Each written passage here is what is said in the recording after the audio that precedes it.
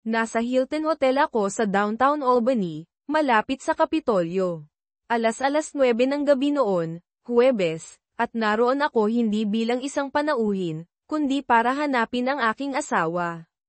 Kasama niya roon ang kanyang kasintahan. Hindi niya alam na alam ko, pero alam ko. Matagal ko na ring alam, at araw-araw akong kinakain nito. Kailangan kong kumilos. Matagal akong nag-isip kung ano ang gagawin. Tiniis ko ang kanyang affair sa loob ng ilang buwan, umaasang matatapos ito. Hindi ito natapos. Patuloy na nakikipagkita si Diana kay Darren Ranger habang nagpapanggap na isang tapat na asawa. Ang mga usapan namin tungkol sa mga plano sa hinaharap ay pawang kasinungalingan. Nagtataka ako kung ano ang mali kong nagawa, kung bakit siya bumaling sa ibang lalaki. Malinaw na hindi na ako sapat para sa kanya. Sinubukan kong hayaan siyang magsaya, umaasang babalik siya sa akin, ngunit nang matikman niya ang buhay kasama ang ibang lalaki, hindi na siya babalik. Pagkatapos ng ilang buwan na walang pagbabago, nagpasya akong wakasan ito. Tumagal bago ko ito matanggap. Mahaba ang oras ng trabaho ko, madalas 18 oras sa isang araw. Ito ba ang dahilan kung bakit siya naghanap ng ibang lalaki? Napapabayaan ko ba siya? Hindi ko naman iniisip, pero may mali. Bakit hindi niya ako kausapin? Kung hindi ko natutugunan ang kanyang mga pangangailangan, bakit hindi na lang siya umalis? Sa halip, nagkaroon siya ng kasintahan at nagsinungaling, na nagsasabing mahal niya ako. Bakit hindi na lang tapusin ng maayos sa pamamagitan ng diborsyo? Napakaraming tanong, kulang ang sagot. Gumawa ako ng plano, hindi perpekto, pero kaya kong panindigan. Hindi ako naroon para maging marahas, hindi ito sulit. Hindi ko susuntukin ang kanyang kasintahan. Nagbabala ang abogado ko laban dito, mapupunta lang ako sa kulungan. Hindi. Naroon ako para wakasan ang aming relasyon at marahil ay bigyan siya ng isang sandali ng pagdurusa. Gusto mong malaman ang tungkol sa akin. Ako si David Walters, 31, ipinanganak at lumaki sa Albany. Isa akong emergency room physician. Dati akong nagtatrabaho sa pangunahing ospital. Malapit lang ang aking ina, ama, at kapatid. Mayroon din akong asawa. Kamakailan lang ako nag-leave of absence para makapagpahinga mula sa burnout, pinayuhan ako ng sarili kong doktor. Hindi ko pa nasasabi sa aking asawa dahil wala siyang pakialam. Kailangan ko ng pahinga, lalo na pagkatapos kong matuklasan ang kanyang affair. Ang asawa ko ay si Diane Walters, ni Stapleton. Siya ay 30 taong gulang at nagtatrabaho sa isang national bank. Nakatira kami sa isang magandang 2-bedroom apartment malapit sa ospital. Walang anak, salamat na lang. Si Diana ay 5'8", may mahabang buhok na brunette at napakaganda. Madali niyang nakukuha ang atensyon ng mga lalaki. Nagkakilala kami sa unibersidad, sa isang klase sa English. Nagustuhan ko siya mula pa noong una. Inaya ko siyang lumabas, at magkasama kami hanggang ngayon. Pagkatapos ng unibersidad, nagsama kami ng halos 2 taon at nagpakasal pagkatapos kong matapos sa medical school. Naiwasan ko ang malalaking utang dahil sa tulong ng aking mga magulang. Nagtrabaho ako ng husto tuwing tag-init para kumita ng pera. Maayos ang kalagayan ng aking pamilya. Ang aking ama ay nagpapatakbo ng isang matagumpay na negosyo sa konstruksyon na may higit sa 100 empleyado. Nagtrabaho ako para sa kanya tuwing tag-init para bayaran ang tuition ko. Alam ko ang hirap ng trabaho. Ngayon ay nagtatrabaho ako ng 18 oras na shift sa ospital, at naka-on call ako sa mga araw ko ng pahinga. Pero wala kang pakialam doon. Gusto mong malaman kung ano ang nangyayari sa Hilton kasama ang aking asawa. Well, malapit na itong maganap. Matagal ko nang alam ang tungkol sa kanyang kasintahan. Bakit hindi pa ako kumikilos? Isang makatarungang tanong iyon. Dumaan ako sa mga yugto ng pagluluksa sa aking kasal bago magdesisyon. Sa una, nagulat ako na nandaraya si Diane. Akala ko isa kaming team na may magkakaparehong pangarap at plano. Napag-usapan pa namin ang pagkakaroon ng mga anak at tumingin sa mga bahay sa suburbs. Nagbukas kami ng savings account para sa down payment at mga gastusin sa sanggol. Ang aking sweldo bilang isang doctor ay mabilis na lumalaki, at mahusay ang kinikita ni Dayan sa bangko. Financially stable kami na may magandang kinabukasan. Natuklasan ko ang affair ni Dayan nang hindi sinasadya. Isang nurse mula sa ang nakakita sa kanya kasama si Darren sa isang restaurant. Halos 2 taon nang nagkikita sina Dayan at Darren, at nang malaman ko, nawasak ako. Pinanood ko silang pumasok sa hotel at pumunta sa mga elevator. Pumunta sila sa 12 palapag. Umupo ako at nirepaso ang aking plano, alam na kailangan kong tugunan ang kawalang galang na ito. Pumunta ako sa front desk at nagtanong kung maaari kong tawagan ang kwarto ni Darren Ranger. Si Darren ay isang lokal na may-ari ng negosyo na may asawa at 2 anak na lalaki. Nakikipag-affair siya sa aking asawa, na kanyang loan officer. Nang malaman ko, hindi ako makapaniwala sa lawak ng kanyang infidelity. Binanggit ng isang nurse sa trabaho na nakita niya sina Dayan at Darren na magkasama. Lumabas na ang katotohanan. Pagkalipas ng ilang araw, casually kong binanggit kay Dayan na nakita siya ni Rhonda, ang nurse, sa isang restaurant kasama ang isang kaibigan. Namutla ang mukha ni Dayan ngunit mabilis na nakabawi. Nang sumunod na linggo, kinausap ko ang aking ama tungkol sa kung ano ang gagawin. Nagulat at nabigo siya. Gumawa kami ng isang basic na plano upang protektahan ang aking sarili. Kinausap ko rin ang aking supervisor sa ospital. Sumang-ayon siya na kailangan ko ng bakasyon para harapin ang sitwasyon. Nakipagkita pa ako sa in-house psychiatrist, na nagrekomenda ng time off para makapagpahinga. Ang susunod kong hakbang ay ang kumuha ng isang investigative agency para malaman kung ano ang pinagkakaabalahan ni Diana. Sa loob ng 1 linggo, nagkaroon sila ng isang malinaw na larawan ng mga aktibidad niya at ni Darren Ranger, kasama na ang mga hotel na madalas nilang puntahan. Ang isang maingat na suhol sa isang hotel clerk ay nagpahayag na si Darren ay umuupa ng isang kwarto halos linggo-linggo sa loob ng nakaraang 2 taon, madalas kasama ang parehong babae, si Diana. Pagkatapos ay in-withdraw ko ang lahat ng pera na kaya ko mula sa aking bank account at naghanda upang harapin ang sitwasyon. Alam ko na makikipagkita si Dayan kay Darren pagkatapos ng trabaho, iniisip na ako ay nasa isang mahabang shift. Pagkaalis niya, inimpake ko ang aking mga mahahalagang gamit, isinakay ang aking bike, at isinaayos na sunduin ng aking ama ang aking kotse mamaya. Magaang lang ang inimpake ko para sa biyahe, mga damit, toothbrush, rain gear, at isang iPad lang. Ang aking bike, isang 2016 na Honda Africa Twin, ay nilagyan para sa malayuang paglalakbay. Ang plano ko ay mag-tour sa North America, iwasan ang mga freeway at manatili sa mga maliliit na hotel at bed and breakfasts. Gumawa ako ng ruta sa pamamagitan ng New England, Canada, at sa buong US, umaasang makakatulong ang paglalakbay na ito sa akin na makamove on. Bago umalis, kailangan kong harapin si Dayan at ang kanyang affair. Lumapit ako sa hotel desk at nagtanong kung maaari kong makausap si Darren Ranger. Tinawagan ng clerk ang kanyang kwarto, at kinuha ko ang telepono. Maaari ko bang makausap si Diane Walters? Mangyari po lamang, tanong ko. Walang sino man dito na may ganyang pangalan, sagot ni Darren, na nag-aalangan. Sabihin mo lang sa kanya na may nangyaring pasaway sa kanyang pamilya. Sabihin mo sa kanya na namatay si David Walters ngayong araw, sabi ko nang may diin. Ibinaba ko ang telepono, ibinalik ang telepono sa receptionist na nanlalaki ang mata, ngumiti, at umalis sa hotel. Sa labas, naghintay ako sa aking motorsiklo.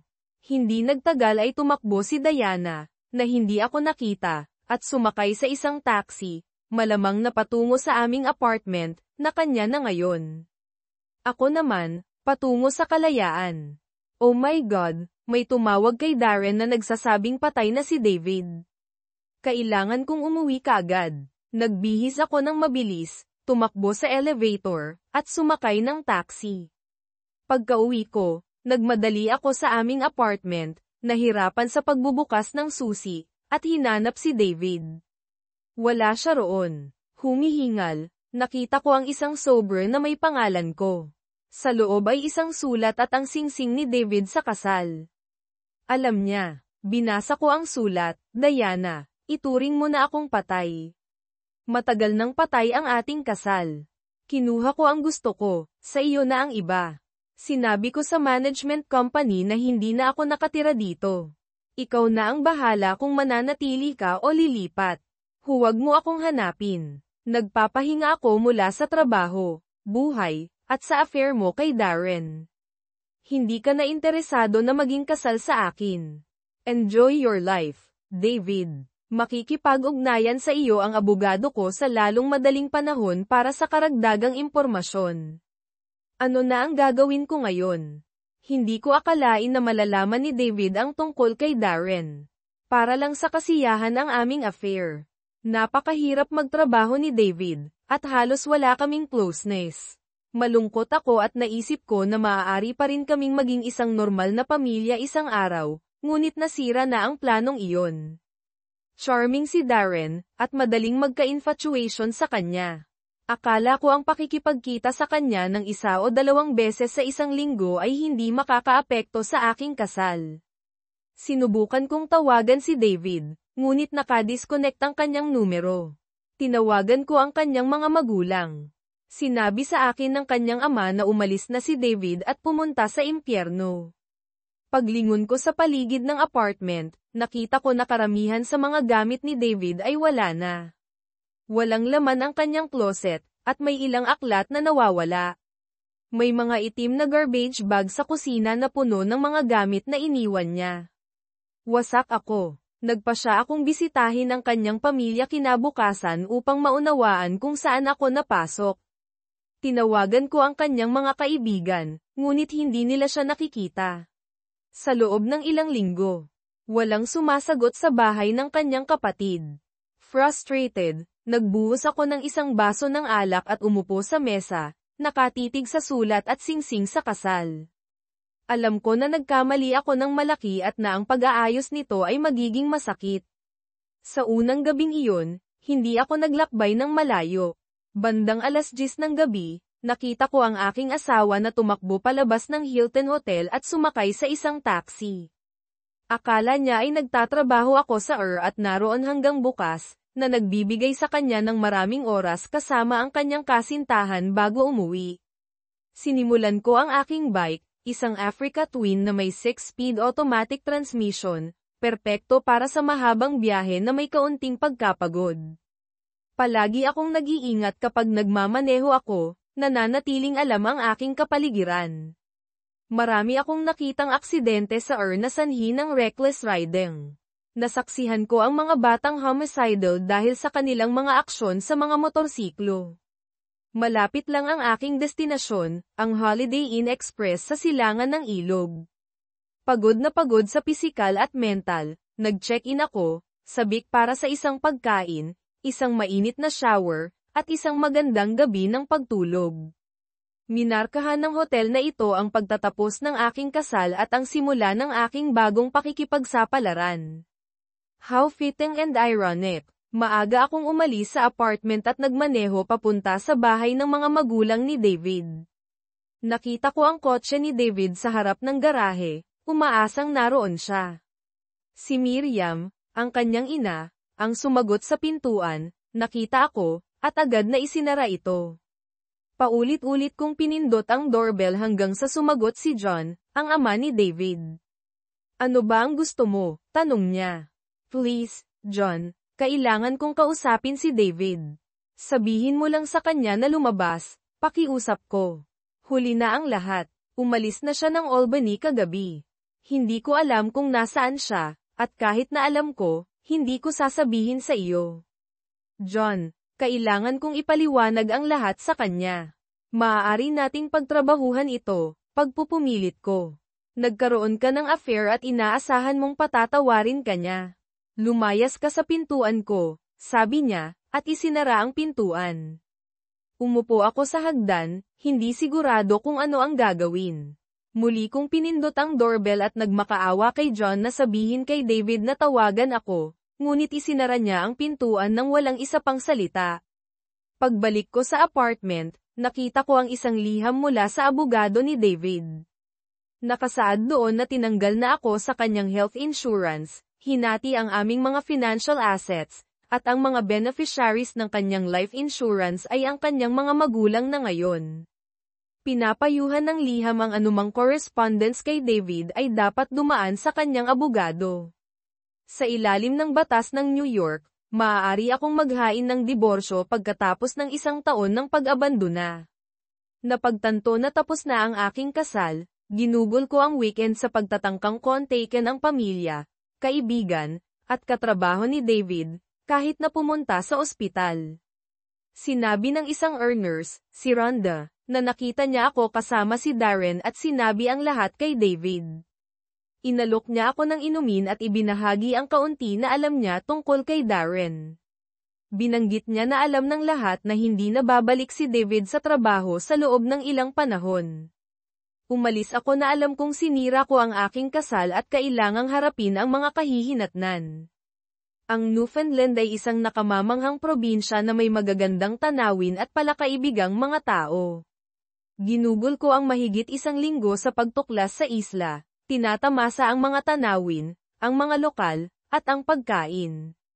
Sa Avalon Peninsula, nakatagpo ako ng isang moose sa kalsada, na pinamamahala ang iwasan ito. Binalaan ako tungkol sa moose, kaya nagmamaneho lang ako sa araw. Sa Petty Harbor, pagkatapos bisitahin ang Cape Spear, nagkaroon ako ng flat tire. 4 na tao ang nag-alok na tumulong, na hindi nangyayari sa Albany. Nagpadala ang Canadian Auto Club, CAA, ng isang truck upang dalhin ang aking bike sa isang repair shop sa Street, Johns. Habang inaayos ang aking bike, nanatili ako sa isang maliit na hotel sa lungsod, na isang magandang lugar para makapagpahinga, maglaba, at mag-recharge. Malinis ang hotel at may maliit na bar at restaurant. Sa repair shop, nakilala ko si Emma Fisher, isang babaeng Aleman na naglalakbay sa buong bansa sa isang motorsiklo, patungo sa Morocco. Nag-usap kami tungkol sa aming mga paglalakbay at sumang-ayon na maghapunan sa isang restaurant na tinatawag na The Salty Cod. Nagkaroon kami ng magandang panahon, at kinabukasan, nagising ako na katabi ko siya. Nakamamangha siya, at nakaramdam ako ng kamanghamanghang sa unang pagkakataon sa loob ng mahabang panahon. Ginugol namin ang susunod na araw na magkasama, tinatalakay ang aming mga plano sa paglalakbay. Naglakbay na si Emma ng 40,000 milya at planong magmaneho sa paligid ng baybayin ng Africa. Ang kanyang paglalakbay ay tila mas kapana-panabik kaysa sa akin. Tinawagan ko pa nga ang aking mga magulang upang talakayin ang pagbabago ng aking mga plano upang pumunta sa Africa. Sinusuportahan nila ang aking desisyon, na nagsasabing dapat kong gawin kung ano ang nagpapasaya sa akin. Noong bata ako, sinasabi ng aking ama na ang mga ama ay kung saan napupunta ang mga pangarap ng kanilang mga anak upang mamatay. Hindi ko ito naintindihan hanggang sa lumaki ako at napagtanto na ito ay isang nakakatawa ngunit nakakalungkot na makatotohanang kasabihan. Mayroon akong isang mas nakatatandang kapatid na lalaki, si Paul, na nagtatrabaho kasama ang aming ama sa isang construction company. Siya ay kasal at may 3 anak, at ang kanyang asawa, si Marcy, ay nananatili sa bahay upang palakihin sila. Mahal na mahal sila ng aking mga magulang, at ang kanilang mga anak ay pinagbibigyan ng kanilang mga grandparents. Ngunit lumilihis ako, bumalik tayo sa aking plano. Nang sumunod na gabi, tinanong ko si Emma kung gusto niya ng kasama sa kanyang paglalakbay sa Africa. Hindi ko alam kung mayroon siyang partner ngunit nagpa siya akong magtanong pa rin. Ngumiti siya at sinabing, "Sinasabi mo ba na gusto mong pumunta sa Africa?" Sumagot ako, "Oo, sa tingin ko ang Africa ay maaaring mas kawili-wili kaysa sa paglalakbay sa North America. Ito ay labas sa aking comfort zone, ngunit kailangan ko ng isang hamon at distansya mula sa aking dating buhay." Itinuro ni Emma ang agarang problema ng pagdadala ng aking motorsiklo sa Africa. Tinawagan ko ang tindahan, at pagkatapos ng ilang mabilisang pagsasaayos, kinumpirma nila na maaari nilang ipadala ang aking bike kinabukasan kung pipirma ako kaagad sa mga papeles. Simple ang logistics ngunit nangangailangan ng pera. Pagkalipas ng 2 araw, lumipad ako mula St. John's patungo sa Toronto kasama si Emma, pagkatapos ay patungo sa Paris, Lisbon, at sa wakas ay Casablanca. Nang magpahayag si David ng interes na samahan ako sa African leg ng aking biyahe, gusto kong matuto ng higit pa tungkol sa kanya. Tinawagan ko ang isang kaibigan sa Berlin na ang asawa ay nagtatrabaho para sa pulisya ng Aleman. Hiniling niya sa kanya na tingnan si David Walters mula sa Albany, New York. Mabilis niyang kinumpirma na si David ay lihai timo. Nagtrabaho siya bilang isang physician sa Albany General Hospital at nasa sabbatical sa loob ng 3 hanggang 6 na buwan. Nagmula siya sa isang kilalang pamilya sa Albany at kamakailan lang ay nagdiborsyo pagkatapos na magkaroon ng affair ang kanyang asawa. Nagtapos siya sa tuktok ng kanyang klase sa medical school at walang anak. Nakatanggap pa ako ng litrato niya upang kumpirmahin na ito ang parehong David Walters. Dahil alam ko ito, nakaramdam ako ng magandang tungkol sa paglalakbay kasama si David. Ang pagkakaroon ng isang doktor ay nakasisiguro kung sakaling magkaroon ng anumang medikal na issue. Gayunpaman, naunawaan ko rin na malamang na nagdurusa siya mula sa pagkakanulo ng kanyang asawa, na nag-udyok sa kanyang mahabang solo trip. Natapos ko mismo ang isang relasyon matapos matuklasan ang infidelity ng aking partner, kaya nakikiramay ako sa kanya. Ang paglalakbay ng mag-isa ay may mga perks, tulad ng pagpunta kung saan man at kailan mo gusto, ngunit maaari itong maging malungkot. Nasa paglalakbay na ako na ito sa loob ng ilang buwan at nakapaglakbay ng mahigit 30,000 milya. Plano kong magsulat ng isang libro tungkol sa aking mga karanasan bilang isang solo female motorcycle traveler, kumpleto sa mga larawan, video, at isang detalyadong diary. Iminungkahi ng isang kaibigan na magbahagi ako ng ilang video online, marahil sa YouTube. Marami pang dapat matutunan si David tungkol sa malayuang paglalakbay sa motorsiklo, simula sa tamang gamit. Tinawagan ko ang isang motorcycle store sa Casablanca na may karamihan sa mga kailangan niya at alam ang iba pang supplier para sa iba. Magiging interesante ang paglalakbay kasama si Dr. David. Umaasa ako na maging isang mahusay na gabay. Nilinaw ng mga magulang ni David na wala silang gustong koneksyon sa akin. Tumanggi silang magsalita o sabihin sa akin kung nasaan si David. Nagiging malinaw na tapos na ang aming kasal, ngunit hindi ako sigurado kung dapat ba akong maghain ng diborsyo muna. Paano kung bumalik siya na gustong ayusin ang aming kasal? Mapagkakatiwalaan niya pa ba ako? Matapos wakasan ni Darren ang mga bagay, dahil sa takot na pinaghihinalaan ng kanyang asawa ang affair at maaaring kumuha ng isang investigador, nakaramdam ako ng labis na kalungkutan. Nag-aalala rin siya na ipinaalam ni David sa kanyang asawa ang tungkol sa amin. Halos wala akong social life, ngunit kailangan kong lumabas at makakita ng mga tao. Plano kong magsimulang sumali sa aking mga katrabaho para sa mga Friday meetup pagkatapos ng trabaho. Nakakasakal ang pananatili sa loob ng aking apartment. Kailangan ko ng pagbabago ng tanawin.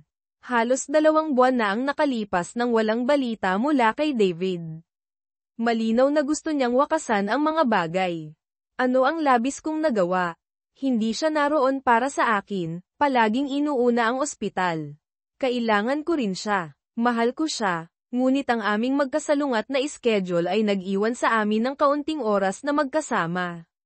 May mga pangangailangan din ako. Dinalaw ako ni Darren sa bangko kahapon. Iniisip niya na hindi na pinaghihinalaan ng kanyang asawa at gusto niyang ipagpatuloy ang aming affair, na nagmumungkahi na gamitin namin ang aking apartment upang makatipid sa mga bayarin sa hotel. Kailangan ko ng closeness sa lalong madaling panahon, o mababaliw ako. Inaasahan ko na si David iyon, ngunit kung wala siya, baka kailangan kong makontento kay Darren. Damn it! Ang Casablanca ay isang kamanghamanghang lugar, na kilala bilang Aldar al-Baida sa Arabic. Ito ang pangunahing daungan ng Morocco sa North African Atlantic Coast, na may populasyon na humigit kumulang 4 na milyon. Pinagsasama ng lungsod ang luma at ang moderno. Habang naghihintay sa pagdating ng aming mga bike, nanatili kami ni Emma sa isang murang hotel. Nag-tour kami sa lungsod, bumili ng gamit, tinatamasa ang lokal na pagkain, at natutunan ang tungkol sa kasaysayan at kultura nito. Dahil sa masamang panahon, naantala ang barko ng 2 araw, kaya nanatili kami sa Casablanca sa loob ng 8 gabi. Ang ilan sa mga gabing iyon ay ang pinakamagandang gabi ng aking buhay, at ang iba ay kasing saya. Ang kagandahan ng Morocco ay hindi kapani-paniwala, at ganoon din ang kagandahan ni Emma. Habang mas marami akong natutunan tungkol sa kanya, mas nagugustuhan ko siya.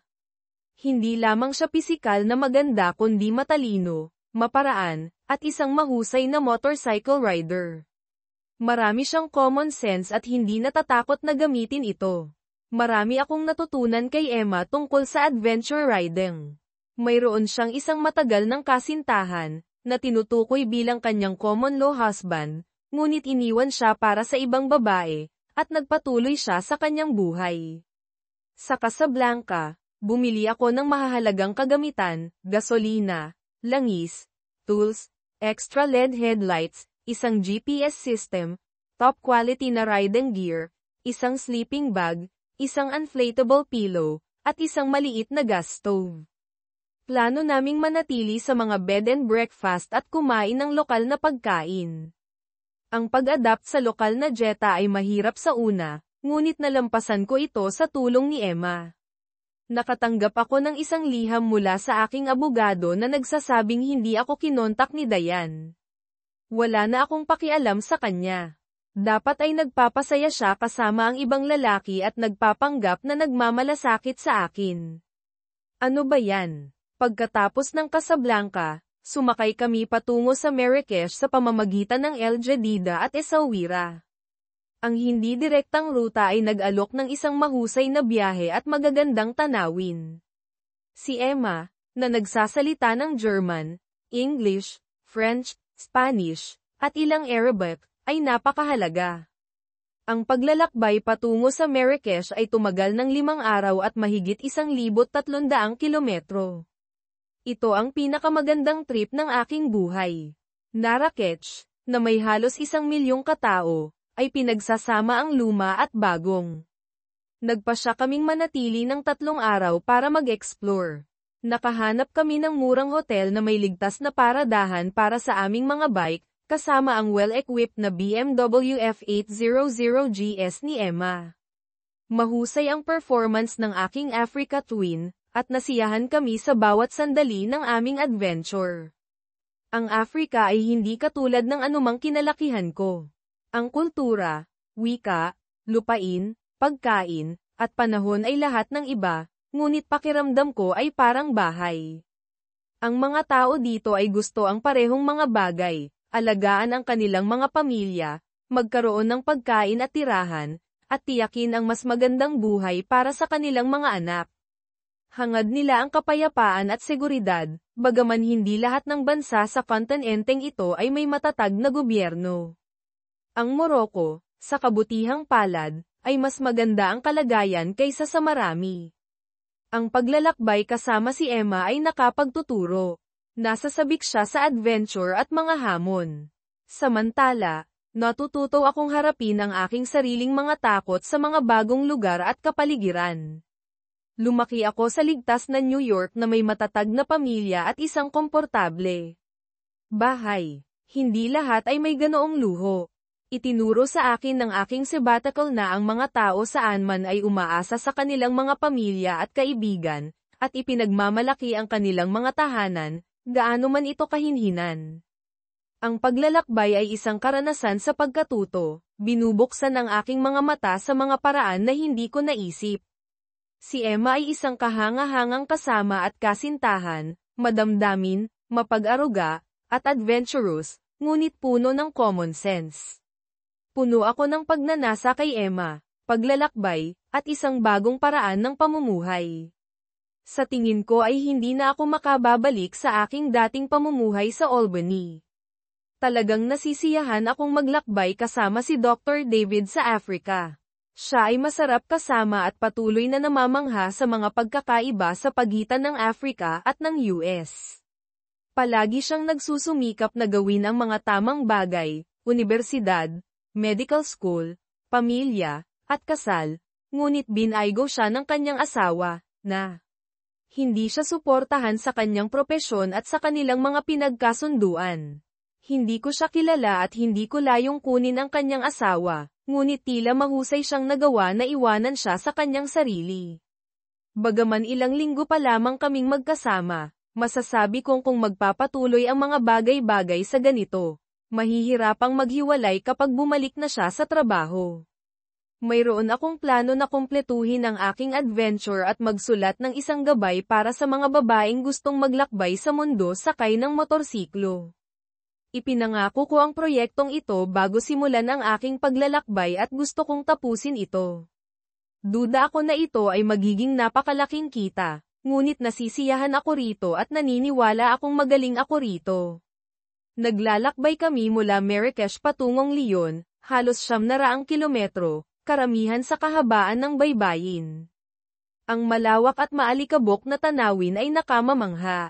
Bilang isang baguhan, kailangan kong igalang ang kapaligiran at manatiling alerto. Ang aking American passport ay hindi gaanong kinikilala dito kumpara sa isang EU passport. Madalas na nagtataka ang mga gwardya sa hangganan kung bakit ang isang Amerikano ay nagmomotorsiklo sa mga liblib na lugar. Tinanong ako ng isang customs officer kung bakit ko iniwan ang Amerika. Itinuro ko si Emma, at tumawa siya, naiintindihan agad. Sa aming paglalakbay patungong Lyon, nagcamping kami ng 2 gabi malayo sa kalsada upang maiwasan ang mga magnanakaw. Sa unang gabi ay halos hindi ako nakatulog, ngunit ang pagod ay nakatulong sa akin na mas makatulog sa ikalawang gabi. Ang kape sa umaga at ablutions ay nagpaganda ng aking pakiramdam. Ang gasolina, tubig, at pagkain ang aming mga prioridad, kaya hindi namin pinapalampas ang isang lugar upang mag-fuel at mag-restock. Palagi kaming nagbabayad ng cash upang maiwasan ang pagkuha ng atensyon. Ang West Africa ay maaaring maging kasing delikado ng ilang bahagi ng US, kaya nananatili kaming mulat sa aming paligid. Ginagawa kaming target ng mga mamahaling motorsiklo, at habang pinoprotektahan ako ng aking gear mula sa pagbagsak, hindi ito katapat ng mga sandata. Nakakita na ako ng maraming pinsala sa baril sa Ang paglalakbay sa pamamagitan ng Western Sahara at Mauritania ay hindi katulad ng anumang naranasan ko noon, tuyo, maalikabok, brutal, at maganda. Nakipag-usap kami sa pamamagitan ng Bluetooth helmets kasama si Emma, nagbabahagi ng mga kamanghamanghang pananaw tungkol sa rehiyon. Ang kanyang walang tigil na pagsasalita ay nakabibighani. Gustong-gusto ko ito, ngunit nakakatakot din ito dahil sa pagiging dayuhan nito. Pagkatapos ng Lyon, ang aming layunin ay Dakar, Senegal, mahigit 1,800 kilometro ang layo, na nangangailangan ng 4 na araw ng matinding pagmamaneho. Ang init at alikabok ay walang humpay. Palaging ipinapaalala sa akin ni Emma na uminom ng tubig, at araw-araw kong inuubos ang aking 4 na liter na Camelback. Minsan kinailangan naming huminto upang magbawas, at minsan ay sinubukan kong kunan ng litrato si Emma na nakayuko, na humantong sa isang nakakatawang paghabol. Ang paglalakbay sa pamamagitan ng Western Sahara at Mauritania ay paulit-ulit, malalawak na bukas na espasyo na walang kahit ano sa paligid. Nagdala kami ng ekstrang gasolina at kinailangan naming gamitin ito ng ilang beses. Ang aking bike, na may mas malaking makina, ay mas maraming gasolina ang ginagamit kaysa sa BMW ni Emma, kaya nagplano akong kumuha ng ekstrang tangke ng gasolina. Nagkaroon kami ng breakdown at gumugol ng 3 oras sa pag-aayos nito sa gilid ng kalsada. Nagcamping kami ng 3 gabi, at sa kabila ng hindi pagligo, ang pagiging carnal kay Emma ay kahanga-hanga pa rin. Gumamit kami ng kaunting tubig at sabon upang hugasan ang mga mahahalagang bahagi at nagsipilyo kami ng aming mga ngipin gamit ang isang tasa ng tubig bawat isa. Tumawid kami sa hangganan ng Senegalese sa Dayama, iniiwasan ang mas komplikado at magastos na pagtawid sa Rosso. Malapit sa Dayama ay ang Street Louis, isang lungsod na nahahati sa iba't ibang bahagi, ang ilan ay nasa mga isla. Kapansin-pansin ang pagkakaiba sa pagitan ng kahirapan at kayamanan. Nakahanap kami ng murang hotel, Hotel de la Poste, na may ligtas na paradahan ng bike at malapit na presensya ng pulisya, na nagpapababa ng krimen. Nagpahinga kami ni Emma pagkatapos ng aming pagtawid sa disyerto, tinatamasa ang kama, pagkain, hotel pool, at laundry room. Sa pagtingin sa aking email, nakita ko ang mga update mula sa aking pamilya, at sumulat ang aking abogado, si Dayan, na nagtatanong kung nasaan ako at kung kailan ako babalik sa Albany. Inutusan ko ang aking mga magulang at abogado na huwag ibunyag ang aking kinaroroonan. Hindi pa sinisimulan ni Dayan ang mga paglilitis sa diborsyo, ngunit inaasahan kong gagawin niya ito sa lalong madaling panahon. 2 taon na siyang nagkakaroon ng affair, kaya tapos na ang aming kasal. Kung hindi siya maghain ng diborsyo, gagawin ko ito. Nasisiyahan ako sa pinakamagandang panahon ng aking buhay kasama si Emma, bagaman hindi ko alam kung ano ang naghihintay sa amin sa hinaharap. Ang pagkikita sa kanya ay isang kahanga-hangang aksidente. Pagkatapos ng 2 kamangha-manghang araw sa hotel sa Street Louis, umalis kami patungong Dakar, mga 300 kilometro ang layo. Mabilis na nagbago ang aming mga plano nang makatagpo kami ng isang tumagilid na bus. Isang pamilya na nakasakay sa scooter na may tangke ng propane ang bumangga sa isang lubak, na naging sanhi ng paglihis at pagbagsak ng bus. Agad na tumakbo si David para tulungan ang nasugatang pamilya. Nakita ang ama na naipit sa ilalim ng bus, ang mga bata ay dumurugo, at ang ina ay walang malay na may tangke ng propane sa ilalim niya. Nakatuon si David sa ina, habang tinulungan ko ang mga bata, at sinuri ng iba ang ama. Ginamit namin ang aming mga first aid kit, ngunit ang ama ay nangangailangan ng higit na tulong kaysa sa aming maibibigay. Dumating ang pulis, ngunit walang gaanong nagawa maliban sa pagdidirekta ng trapiko. Sa wakas, dumating ang 2 ambulansya, at dinala ang pamilya sa ospital. Umupo kami ni David sa tabi ng kalsada habang umiinom ng tubig habang sinisiyasat niya ang mga pasahero ng bus. Tinanong ng isang pulis si David kung bakit siya tumutulong, at nang malaman niyang siya ay isang doktor, hiniling sa kanya na samahan sila sa ospital upang ilarawan ang mga pinsala ng pamilya. Sinundan namin ang pulis sa isang katamtamang ospital, kung saan inayos ni David ang mga hiwa ng mga bata. Sa kabila ng kanyang makalumang hitsura, malinis ang ospital. Tinuruan ako ni David kung paano ko siya tutulungan, at nagtrabaho kami ng maraming oras. Kahanga-hanga ang kanyang mga kasanayan at kalmado sa ilalim ng pressure. Nanatili kami ng isa pang 3 araw sa Street Louis kasama si David na nagtatrabaho ng mahigit 30 oras ng diretso sa ospital. Kumalat ang mga salita tungkol sa bumisitang doktor, na nagdala ng maraming pasyente. Bumalik ako sa hotel upang magpahinga at maglinis. Nang sa wakas ay umalis kami, medyo nalungkot kami, dahil alam namin na ang mga tao doon ay hindi na muling magkakaroon ng regular na tulong medikal.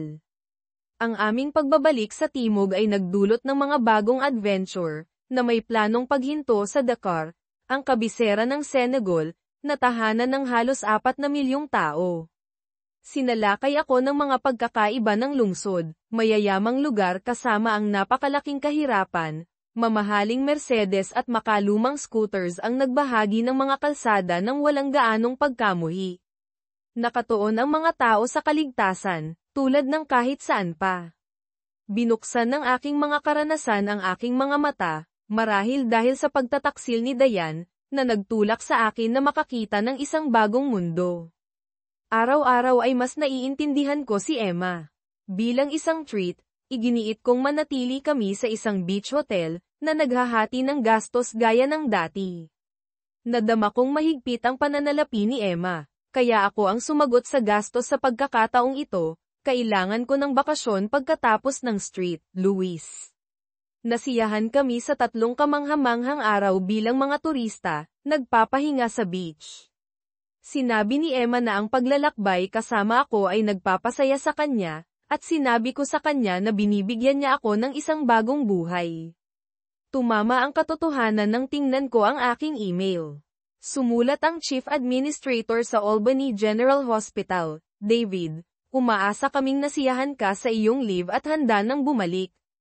Nagkasundo kami sa 3 buwan na may posibleng extension hanggang 6, ngunit dapat kang bumalik sa unang araw ng susunod na buwan. Dahil sa karamdaman ng isang kasamahan sa trabaho, kailangan ka ng emergency room pabalik. Mangyaring tawagan ako kapag natanggap mo ito. Talagang kailangan ka namin. Well, crap. Lahat ng magagandang bagay ay nagtatapos. Nagpasya akong huwag pansinin ang email sa loob ng ilang araw at ipagpatuloy ang paglalakbay, kaya iyon ang ginawa ko. Ang paglalakbay sa timog ay magiging mahirap at mas mapanganib, lalo na't kailangan nang bumalik si David sa US para sa trabaho. Tinalakay namin ang pagbabalik ko sa Germany ngunit nagpasya na sumakay pa sa timog patungo sa Namibia, mula Windhoek hanggang Cape Town. Isinaayos namin na ipadala ang aming mga bike mula sa Dakar at sumakay sa isang di malilimutang flight patungo sa Windhoek sa isang lumang eroplano na may mga batang piloto. Maangin ang panahon, ngunit natutuwa kaming lumapag at makita ang aming mga bike. Tumagal ng 5 araw ang paglalakbay patungo sa Cape Town. Alam na matatapos na ang aming oras na magkasama, sinulit namin ito. Kamangha-mangha ang pakikipagtalik kay David, at nahulog ako sa pag-ibig sa kanya. Gayunpaman, kailangan kong bumalik sa trabaho, simulan ang pagsulat ng aking libro, at i-edit ang mga oras ng video. Sabik ang publisher para sa pag-unlad, at paubos na ang pondo. Lumipad kami ni David patungo sa Frankfurt ng magkasama, pagkatapos ay naghiwalay. Lumipad siya patungo sa JFK sa New York, at sumakay ako ng tren patungo sa Berlin. Sa aming huling araw, ibinalik namin ang aming mga bike, ang akin sa storage at ang kay David sa US. Ito ay isang malungkot na araw, at ayaw umuwi ni David. Sa paliparan ng Frankfurt, tahimik kami. Hinalikan niya ako at ibinulong na mahal niya ako, at alam kong hindi ito ang huling pagkakataon na makikita ko siya. Pagbalik sa Albany, nakatayo ako sa lobby ng hotel nang tawagin ako ng kapatid kong si Paul. Ito ang aking pangalawang araw pabalik sa US. Dave, ang ganda mo. Saan ka nang galing? Sa ibang bansa. Ano ang nangyayari kay Diane? Mahaba ang kwento. Inimbitahan ako ni Paul sa hapunan, at pumayag ako. Panahon na para bumalik sa buhay sa bahay. Nagkwentuhan kami, at pagkatapos ay nagtungo ako sa ospital para makita ang aking boss. Tinawagan ni Paul si Marcy para sabihin sa kanya na pupunta ako sa hapunan. Sa aking paglalakbay, nadaanan ko ang gusali kung saan nagtatrabaho si Diane. Natuwa si Dr. Johnson, ang hospital administrator, na makita ako at binanggit ang isang liham mula sa gobyerno ng Senegalese na nagpapasalamat sa akin para sa aking tulong sa Street, Louis. Ipinaliwanag ko ang kwento tungkol sa pamilya na nakasakay sa scooter, at nalaman niyang kakaiba ito ngunit pinahahalagahan ang aking pagsisikap. Sinuri ako ng ambulance chief at isinama ako sa schedule para sa 12-hour shift simula bukas. Ngayong gabi, bibisitahin ko ang aking kapatid, kakain, makikipaglaro sa kanyang mga anak, at marahil ay iinom ng ilang beers. Alam kong magkakaroon ng maraming tanong, at handa na ako. Mahigpit akong niyakap ni Marcy pagpasok ko. David, kamusta ka? Miss ka na naming lahat. Ayos lang ako, salamat, tugon ko pagkatapos bigyan ng ilang maliliit na regalo ang mga bata. Umalis sila para maglaro. Pagkatapos ay nagtuloy si Marcy. Anong nangyari sa pagitan mo at ni Diane? Bakit ka umalis? Masaya akong makita ka rin, Marcy. Masarap ang beer kung meron ka, sabi ko. Si Paul, na nagpapahiwatig na inaasahan niya ito, ay kumuha ng 3 beer mula sa kusina. Sa ilalim ng kanilang naghihintay na mga titig, nagsimula ako. Kaya, gusto mong malaman kung ano ang nangyayari sa akin. Ano ang sinabi sa inyo ni nanay at tatay? Si Marcy, nabigo, ay nagsabi, wala. Sinubukan ko pang ang kausapin si Diana, ngunit ayaw niyang sabihin.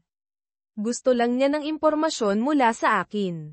Kaya ano ang kwento? Ginugol ko ang susunod na kalahating oras sa pagbubuod ng nakaraang 5 buwan, na binabanggit ang affair ni Diane nang hindi sinisiyasat ang ulat ng investigador.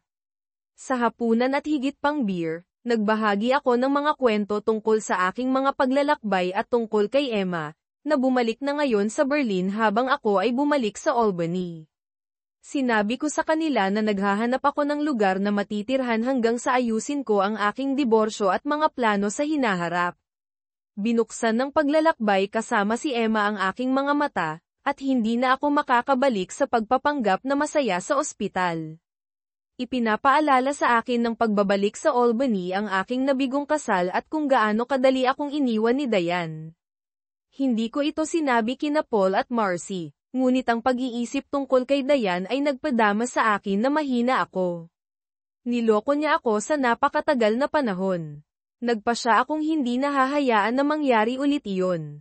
Napagtanto ko na maraming mababait na kababaihan sa mundo, tapat na kababaihan na may integridad na magko-communicate ng hayagan kaysa sa magtaksil. Kung ayaw nang magpakasal ni Diane, bakit hindi na lang niya sinabi? Maaari kaming magdiborsyo at magpatuloy, ngunit pinili niyang magsinungaling. Sumakay ako ng Uber pabalik sa hotel at nakatulog ng mahimbing. Bukas, kailangan kong maghanap ng lugar na matitirhan. Ipinagbigay alam sa akin ng isang kasamahan na bumalik na si David sa bayan, nakita nila siya sa ospital. Sinubukan kong tawagan ang kanyang mga magulang, ngunit ibinigay nila sa akin ang karaniwang tugon, lumayo. Desperado, nagpa siya akong bantayan ang pasukan ng emergency hospital, na gumugol ng 4 na gabi sa panonood mula sa aking kotse. Nagulat ako kung gaano ito kabala, na may mga ambulansya na palaging dumarating. Para palipasin ang oras, nagdala ako ng libro at mga merienda.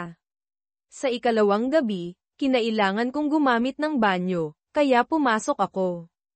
Tinanong ng isang security guard kung kailangan ko ng tulong, at nagtanong ako tungkol kay David. Sinabi niya na ang mga pangalan ng doktor ay itinatago maliban kung mayroon kang appointment at idinirekta ako sa pangunahing pasukan. Nagpasalamat ako sa kanya at umalis. Sa ika-4 na gabi, nakita ko rin sa wakas si David. Naglalakad siya mula sa paradahan ng doktor patungo sa pasukan. Bumilis ang tibok ng aking puso. At halos tawagan ko siya, ngunit nawala siya sa loob. Hindi bababa sa alam kong bumalik na siya. Ang susunod kong hakbang ay subukang makipag-usap sa kanya at kumbinsihin siyang umuwi. Pagkatapos ng ilang araw na paghahanap, nakahanap ako ng magandang furnished na isang silid-tulugan na apartment malapit sa ospital. Maliit ito ngunit mayroon itong lahat ng kailangan ko, kaya kinailangan ko lamang bumili ng mga linen, tuwalya, at pagkain. Ang gusali ay may underground na paradahan at seguridad, bagaman walang doorman. Mabilis akong bumalik sa trabaho sa emergency room, na nakikipag-usap sa araw-araw na sunog, mga nagdusa ng baril, mga aksidente, mga pananaksak, mga atake sa puso, at mga stroke. Malinaw ang obsesyon ng mga Amerikano sa obesity, hindi katulad ng mga Aprikano na sa pangkalahatan ay may mas mahusay na nutrisyon at pinapanatili ang kanilang kalusugan dahil sa kakaunting pangangalagang medikal. Ang lahat ng mga emergency case na ito at ang kanilang mga bayad sa insurance ang nagpopondo sa aking sweldo. 2 linggo pagkatapos bumalik sa Albany, nakipagkita ako sa aking abogado upang talakayin ang aking diborsyo kay Diane. Walang gaanong ari-arian o pera na hahatiin, at sinabi ko sa kanya na panatilihin ni Diane ang lahat sa aming shared department. Inihanda na ni Lian ang divorce petition, at sinabi ko sa kanya na magpatuloy. Nagulat ako na hindi pa sinisimulan ni Diane ang diborsyo, sa pag-aakalang gusto na niyang magpatuloy. Pabalik sa aking apartment, napagtanto ko na kailangan ko ng libangan sa labas ng trabaho. Hindi darating ang aking motorsiklo sa loob ng ilang buwan, kaya nagpasya akong maghanap ng isa pa. Pagkatapos magsaliksik online, bumisita ako sa 2 lokal na KTM store at nagpasya sa 870 Adventure R. Nagdagdag ako ng mga accessories para sa long distance riding, na ginagawa itong angkop para sa parehong paved at dirt road. Hindi ito mura, ngunit wala akong ibang paggugulan ng aking pera. Narito ang isang mabilis na gabay sa diborsyo sa New York State. Maaari kang maghain para sa isang no-fault na diborsyo kung ikaw at ang iyong asawa ay nagsama sa loob ng hindi bababa sa 1 taon o kung ang kasal ay hindi na maaaring ayusin sa loob ng hindi bababa sa 6 na buwan. Nag-email sa akin ang aking abogado na naserbisyuhan na si Dayan ng mga papeles ng diborsyo. Inaasahan ni Lian na makabalita mula sa abogado ni Dayan sa loob ng 1 linggo. Kung magtagal si Dayan, maghahain si Lian ng petisyon sa korte, at igagawad ito pagkatapos ng 1 taon. Ang matagal na affair ni Dayan ay binibilang bilang isang hindi na maaaring ayusin na pagkasira ng kasal. Kung tumutol siya, ang kawalan ng pagsasama sa loob ng huling 6 na buwan ay nangangahulugan na kakailanganin naming mamuhay ng hiwalay sa loob ng isa pang 6 na buwan upang matugunan ang mga kinakailangan. Sa anumang paraan, magiging pinal ang diborsyo sa loob ng humigit kumulang 6 na buwan. Simple at madali. Pagkatapos ay tumunog ang doorbell ko. Umuwi ako at nakita ang isang lalaki na nakasuot ng suit na nakatayo sa labas. Paglapit ko, sinuri niya ang kanyang telepono at nagtanong, "Diane Walters?" "Oo, sino ka?" Sagot ko. Inabot niya sa akin ang isang malaking sobra. "Na-serve ka na." Bago pa ako makapag-react, kinunan niya ako ng litrato na hawak ang sobra at mabilis na naglakad papunta sa kanyang kotse. Crap! Bulong ko sa sarili ko. Alam kong darating ito. May ginawa akong hindi ko dapat gawin. Sinundan ko si David pagkatapos ng kanyang shift. 2 araw na ang nakalipas upang malaman kung saan siya nakatira, ilang blok lamang mula sa aming dating apartment. Alam ang kanyang lokasyon, ginugol ko ang ilang araw upang maglakas loob na lapitan siya. Nagbihis ako ng isang outfit na gusto niya, skinny jeans, high heels, at isang puting sleeveless blouse, na naka-ponytail ang buhok ko. Bumili ako ng kanyang paboritong IPA beer at isang bote ng California Chardonnay para sa aking sarili. Huminga ako ng malalim, pinindot ko ang call button para sa kanyang apartment. Pagkatapos ng ilang ring, sumagot siya. "Hi, David, ikaw ba yan?" Tanong ko. "Sino ito?" Tugon niya. "Ako ito, si Dayan, ang iyong asawa." Katahimikan. "Pwede ba akong umakyat?" Pakiusap ko. Higit pang katahimikan. Pagkatapos ng tila walang hanggan, tumunog ang buzzer, at pumasok ako. Sumakay ako sa elevator papunta sa kanyang palapag at nanginginig ang mga binti na kumatok sa kanyang pinto. Hindi ako nagulat nang tumunog ang intercom. Palaging may mga taong pumupunta sa mga apartment, maging nagbebenta ng cookies, kaligtasan, o mga boto, ngunit hindi ito inaasahan. Pinapasok ko siya nang marinig ko ang katok sa pinto. Huminga ako ng malalim, kinolekta ko ang aking mga saloobin sa ilang sandali sa pagitan ng kanyang tawag at ng katok. 100 tanong at damdamin ang tumakbo sa aking isip. Ipinapaalala ko sa aking sarili na naka-move on na ako at nasa mas magandang lugar na ako ngayon kaysa 6 na buwan na ang nakalipas. Binuksan ko ang pinto, at naroon siya, pagod ngunit maganda ang itsura. Ang babaeng asawa ko pa rin. Inimbitahan ko siya sa loob. "Hi Dayan, anong nagdadala sa iyo dito ngayong gabi?" Tanong ko. "Hi David, gusto kitang kausapin. Ang hirap mong kontaken at mas mahirap hanapin." Naglakad ako papunta sa kusina at nakita kong may dala siyang bote ng alak. Kumuha ako ng baso ng alak at inilagay ito sa counter. Inabot niya sa akin ang bote, at napansin kong mayroon itong screw cap, kaya ibinuhos ko sa kanya ang ilan. Kumuha siya ng isang lata ng IPA beer at inalok ito sa akin, ngunit tumanggi ako. Nasa hospital duty ako ngayong gabi. Kumuha ako ng isang baso ng Diet Coke at itinuro ang mesa para umupo kami. Nagpasya ako na mas magandang magkaroon ng pag-uusap na ito sa mesa kaysa magpanggap na ito ay isang casual na pag-uusap sa living room. Ngayon na ang pinakamagandang oras upang tapusin ang aming kasal, lagdaan ang mga papeles, at hayaan ang aming mga abogado na pangasiwaan ang iba pa. Sinubukan akong halikan ng babaeng iyon na nasisiraan ng bait habang palabas siya ng apartment ko. Ayoko nang magkaroon ng anumang kinalaman sa kanya ngayon.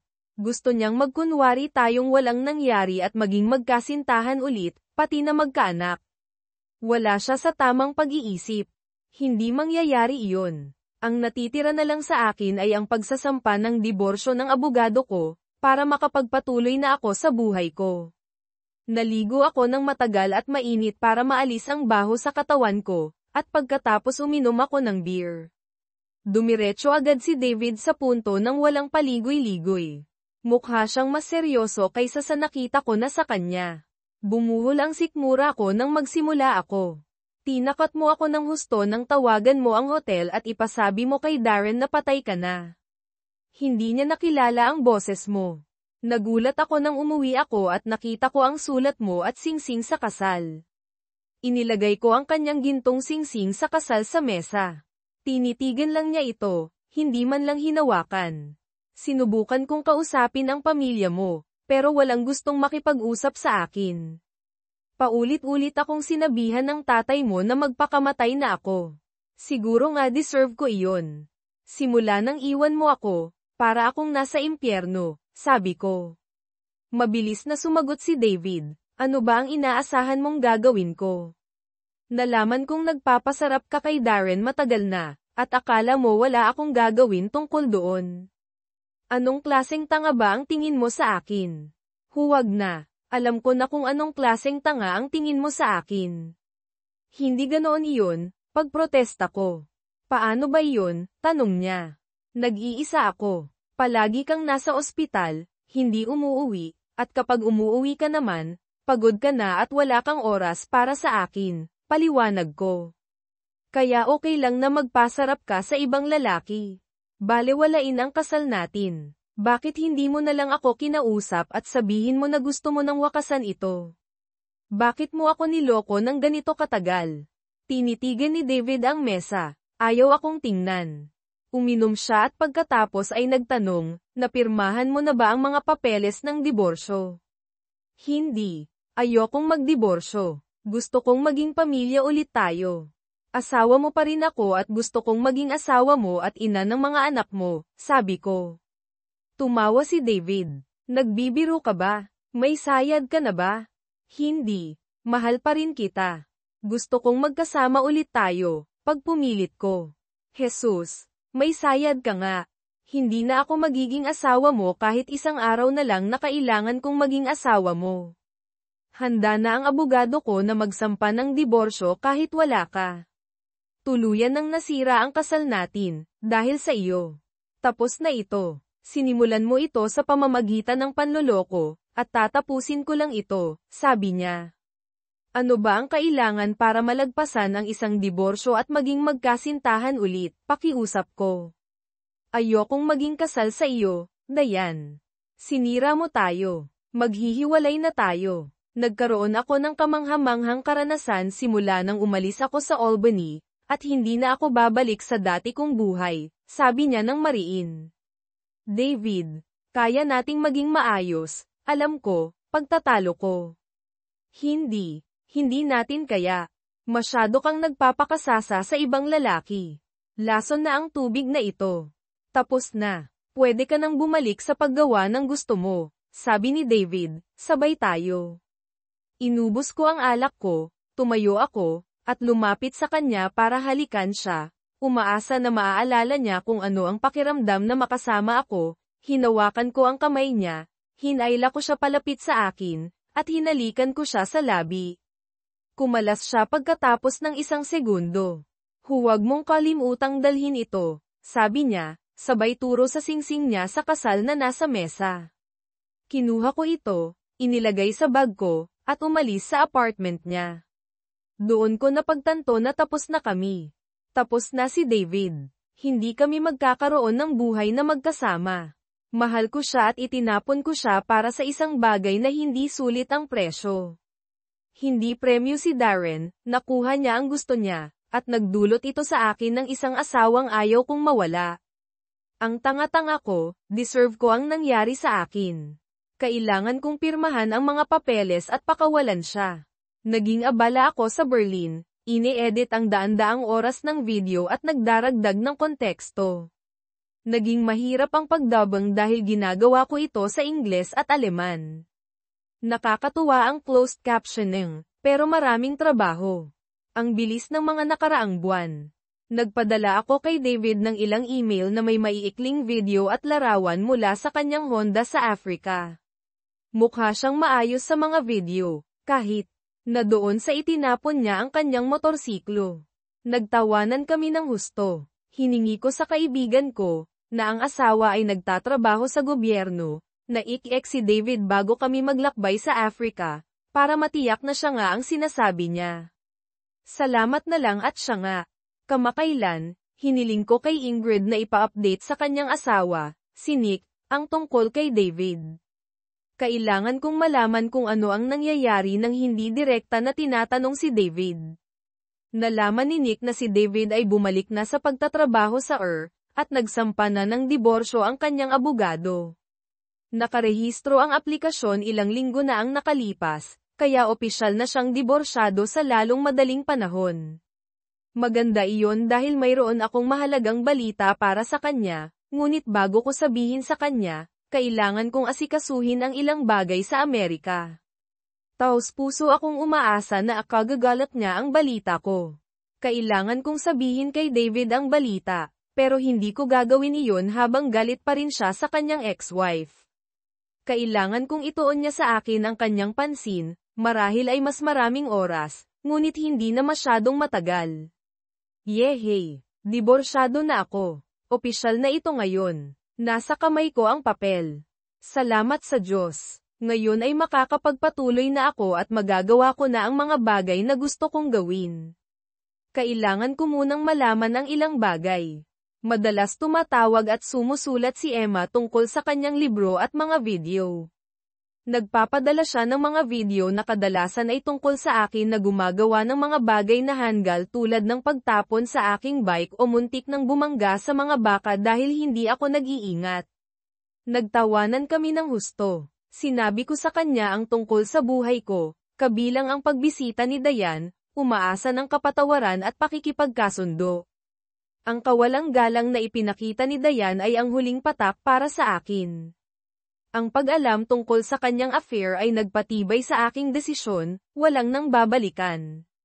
Nakinig si Emma sa aking pagbubulalas at pagkatapos ay sinabi niya na kailangan na niyang umalis ngunit mag-i-email siya sa akin sa lalong madaling panahon. Nabanggit niya na mayroon siyang announcement para sa akin sa loob ng ilang linggo, ngunit kailangan kong maghintay. Akala ko ito ay tungkol sa kanyang libro. Isang linggo pagkatapos ng diborsyo, nasa Albany Airport ako, handa nang lumipad patungong Berlin sa pamamagitan ng Chicago at London. 15 oras na biyahe ito, at darating ako ng mga tanghali. Kailangan kong makita si Emma. Halos 2 buwan na. Kailangan kong malaman kung may natitira pa sa pagitan namin. Kung wala, aalamin ko ang aking mga susunod na hakbang, posibleng sa Doctors Without Borders. Lumapag ako sa Berlin, dumaan sa customs, kinuha ang bag ko, at sumakay ng taxi papunta sa Parkview Hotel sa Alexanderplatz. Pagkatapos mag-check-in, maligo, at kumain, umalis ako para hanapin ang opisina ni Emma, gamit ang Google Maps. Naglakad ako papunta sa kanyang gusali, dumating ako ng mga 4 PM kung ayaw niya akong makita, maglilibot ako bilang turista hanggang sa flight ko pauwi. Nakakagulat, 15 minuto lang ang layo ng kanyang opisina. Nakita ko ang opisina ng kanyang kumpanya sa directory sa lobby at sumakay sa elevator. Sa reception, binati ako ng isang dalaga sa Aleman. Hiniling ko na makita si Emma Fisher. Mukha siyang nagulat, tumawag, at sinabi na si Emma, o ibang tao, ay darating sa lalong madaling panahon. Itinuro niya ang ilang upuang gawa sa katad para hintayin ko. Habang naghihintay ako, tumawag siya ulit, nagsasalita ng mahina at mabilis sa Aleman, at sumulyap sa akin ng ilang beses. Tiningnan din ako ng ilang babaeng dumadaan. Pakiramdam ko ay sinusuri ako. Sa wakas, lumapit sa akin ang isa pang kaakit-akit na babae. Dr. Walters. Oo, sumunod po kayo sa akin. Napagtanto ko na nagpakilala ako bilang David Walters, hindi Dr. Walters. Mas marami silang alam tungkol sa akin kaysa sa akala ko. Naglakad kami sa makikintab na mga opisina na gawa sa salamin at bakal, at marami ring kababaihan ang sumulyap sa akin. Palihim kong sinuri ang aking fly, nakasara ito. Nagtaka ako kung may announcement tungkol sa isang kakaibang Amerikano sa mga hallway. Pagkatapos ng tila mahabang lakad, nakita ko si Emma na papalapit sa kanto, nakangiti. Tumakbo siya sa akin, niyakap ako ng mahigpit, at hinalikan ako sa labi. May mga nanunood. Diyos ko, David, kailan ka nakarating sa Berlin? Tanong niya. Ilang oras pa lang. Nagpunta ako sa hotel para maglinis bago pumunta rito. Ayokong magmukhang pulubi at manganib na palayasin ng security, sagot ko. Hinawakan ni Emma ang kamay ko, at pumunta kami sa kanyang editing room. Gusto niyang ipakita sa akin ang kanyang trabaho sa mga video mula sa aming mga paglalakbay. Si Emma ay nakasuot ng mahabang itim na palda at puting blusa, ibang-iba sa gamit sa motorsiklo na nakasanayan ko. Maganda siya. Ngunit ang pinakamagandang alaala ko ay ang pagiging hubad niya. Nagpa siya akong sumabay sa agos at tingnan kung ano ang mangyayari. Sa loob ng ilang oras, pinag-usapan namin ang tungkol sa kanyang libro at mga video. Ang ilan ay mapupunta sa YouTube, at ang karamihan ay mapupunta sa website ng publisher na may subscription. May oras ka ba para makipaghapunan sa akin? Gusto kong malaman kung ano ang nangyayari sa iyo maliban sa iyong libro, at mayroon akong ilang bagay na ibabahagi tungkol sa aking buhay, sabi ko. Gaano ka katagal pwedeng manatili? Tanong niya. Pwede akong manatili ng ilang araw. Ang return flight ko ay sa loob ng 3 araw, pero pwede ko itong baguhin kung kailangan. Ano ang nasa isip mo? Nagtataka ako kung hinihiling niya sa akin na magtagal o iniisip niya kung kailan ako palalayasin. Maingat ako. Gusto kong makilala mo ang pamilya ko. Marami na akong naikwento sa kanila tungkol sa iyo, at sabik na silang makilala ka, sabi niya. Nagulat ako. Oh, siguro kaya ko iyon. Pero una, kailangan kong kumain at subukan ng isang masarap na German beer. Pwede kitang makita pagkatapos ng trabaho. Hindi ka pwede. Aalis na ako sa iyo ngayon. Ilang buwan na kitang hindi nakikita, at mayroon akong mahalagang balita, pagpumilit niya. Pagkatapos ng iyong balita, dagdag ko. Habang papalabas kami, lumingon ang mga tao para panoorin kami. Papunta pabalik sa hotel ko, tinanong ko kung saan siya nakatira. Sinabi niya na mayroon siyang apartment malapit. Sandali akong nagtaka kung mayroon siyang asawa, ang huling bagay na gusto ko ay maging kabit. Ang paglalakbay sa Africa ay nagpapadali sa pagtatago ng ganoong mga bagay, ngunit ang realidad ay mabilis na dumadating sa tahanan. Napagtanto ko na hindi ko alam ang tungkol kay Emma tulad ng kailangan ko. Sa aking kwarto sa hotel, agad kaming naghalikan ng masidhi ni Emma. Mabilis na nahubad ang aming mga damit, at nakahubad na kami sa kama. Muli kong nakilala ang kanyang haplos, napagtanto ko kung gaano ko siya na-miss. Pagkatapos ng bangungot ng aking kasal, ang makasama si Emma ay nagparamdam sa akin na tao ulit ako. Ayokong matapos ito. Halos 9:00 na nang bumangon kami para maligo at kumain. Nagtagal kami sa restaurant ng hotel, na may masarap na pagkain at beer. Nag-order si Emma ng Diet Coke, nakakaiba dahil gusto niya kadalasan ang beer. Bakit gusto akong makilala ng pamilya mo? Tanong ko. Sinabi ko sa kanila ang tungkol sa iyo at sa ating mga paglalakbay sa Africa. Sabik silang makilala ka dahil galing ka sa US. Binibisita ng mga magulang ko ang aking tiyahin sa Florida ng maraming beses. Nakatira siya malapit sa Tampa sa loob ng ilang bahagi ng taon, kung saan maganda ang panahon, lalo na para sa kanyang arthritis, tumawa si Emma. Pwede nating bisitahin ang mga magulang ko bukas kung gusto mo. 6 na oras na biyahe sa tren iyon. Saan sila nakatira? Tanong ko. Sa Timog. Nagtrabaho ang tatay ko bilang isang inhinyero sa Volkswagen, nagde-develop ng mga sistema ng produksyon. Accountant ang nanay ko, ngunit pareho na silang retirado.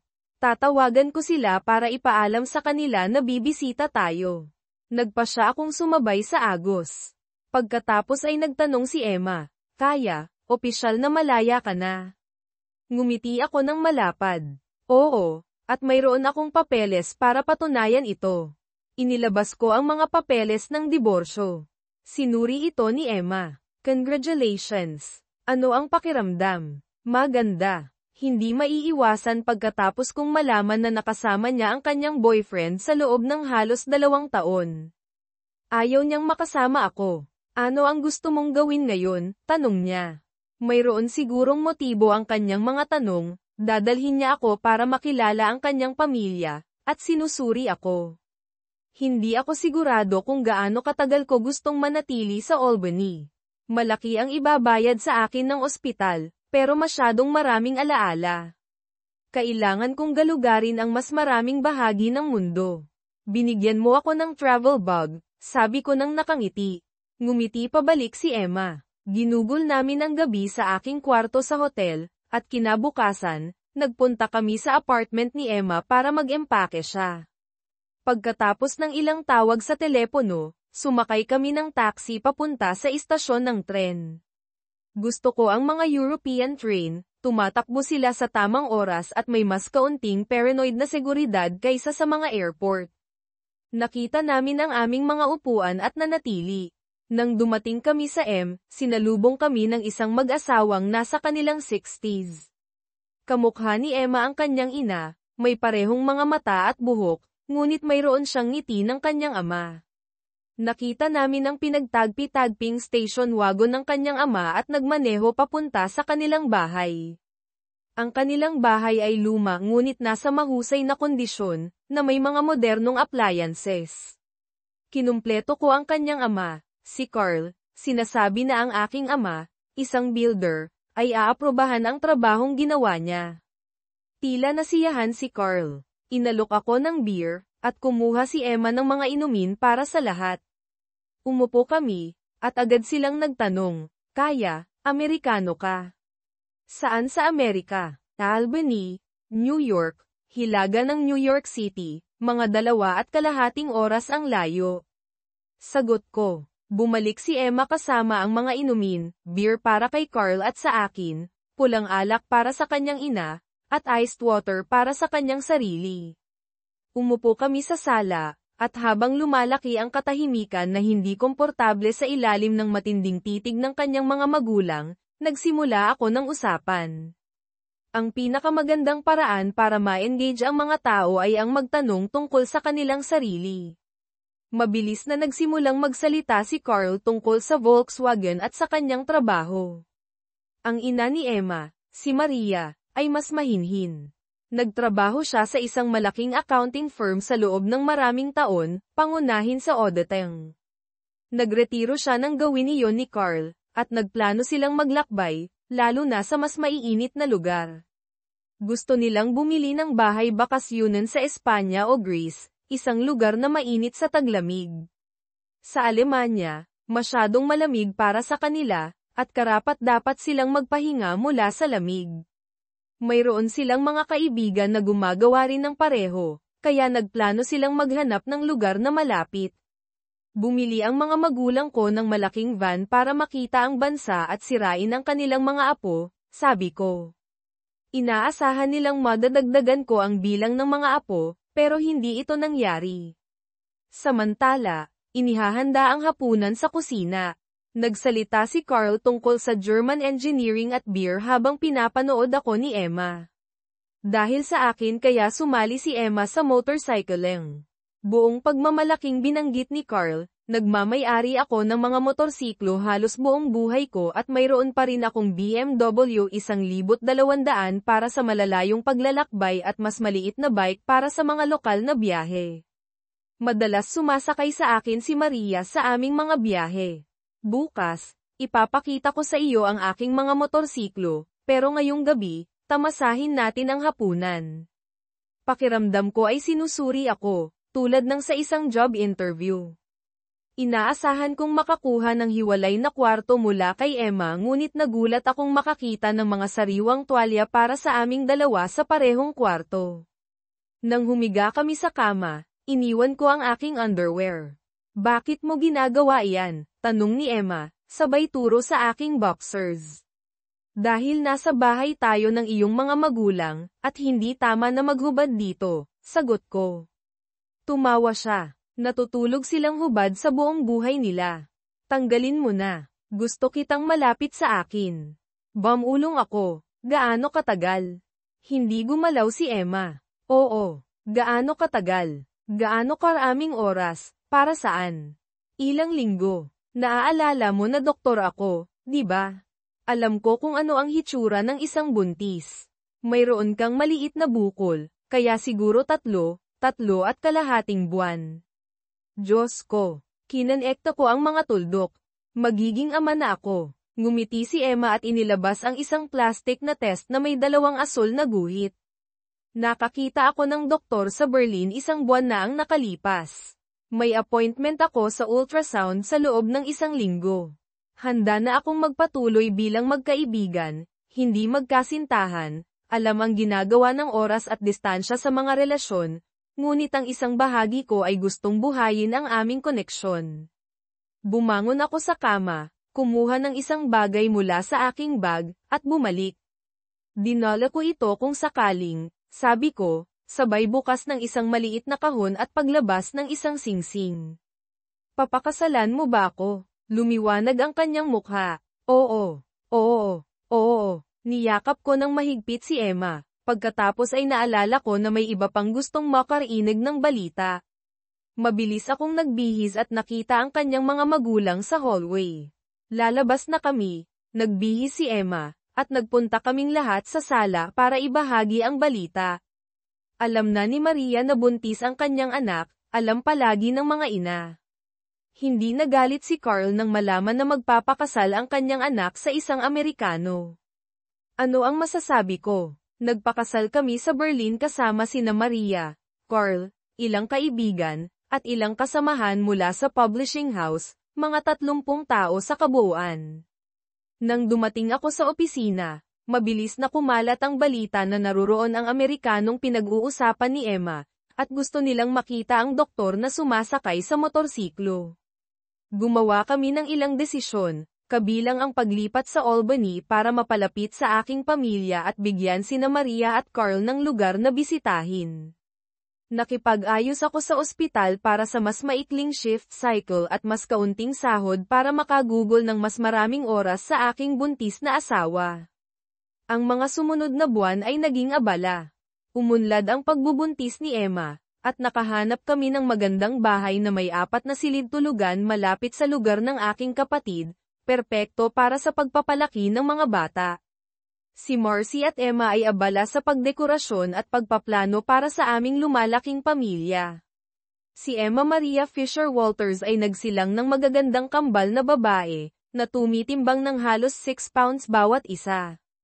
Ang aming buhay ay naging isang buhawi ng pagpapakain, pagpapalit ng lampin, at mga gabing walang tulog. Si Maria at ang aking ina ay nagtunggalian ng husto upang maging pinakamahusay na lola, habang sina tatay at Carl ay nagtunggalian upang lampasan ang isa't isa sa mga pag-aayos sa bahay. Mayroon silang malalaking plano para sa aming bahay, at nagpasya akong hayaan silang magpatuloy. Noong tila sinipa ako ng buhay, may lumabas na maganda dito. Nawala ko ang aking unang asawa dahil sa kanyang pagtataksil, na itinago niya sa akin sa loob ng mahabang panahon, na humantong sa pagtatapos ng aming kasal.